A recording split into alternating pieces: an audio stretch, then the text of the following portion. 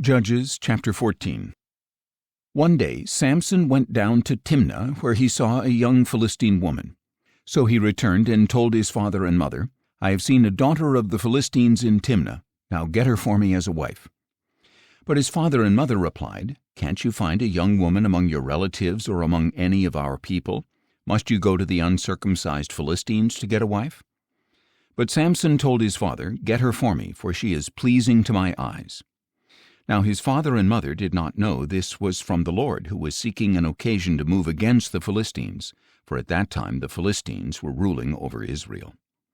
Then Samson went down to Timnah with his father and mother and came to the vineyards of Timnah. Suddenly a young lion came roaring at him, and the Spirit of the Lord came powerfully upon him, and he tore the lion apart with his bare hands as one would tear a young goat. But he did not tell his father or mother what he had done. Then Samson continued on his way down and spoke to the woman because she was pleasing to his eyes. When Samson returned later to take her, he left the road to see the lion's carcass, and in it was a swarm of bees along with their honey.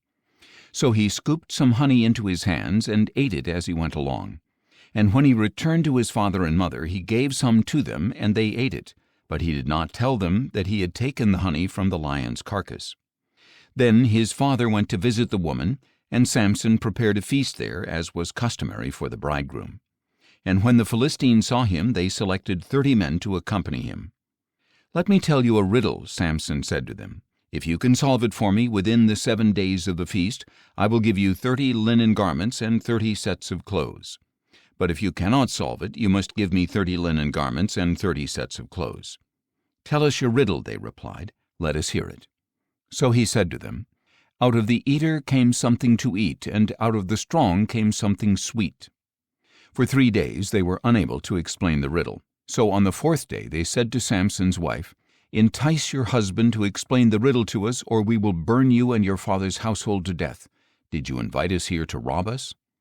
Then Samson's wife came to him weeping and said, "You hate me. You do not really love me. You have posed to my people a riddle, but have not explained it to me." "Look," he said, "I have not even explained it to my father or mother, so why should I explain it to you?"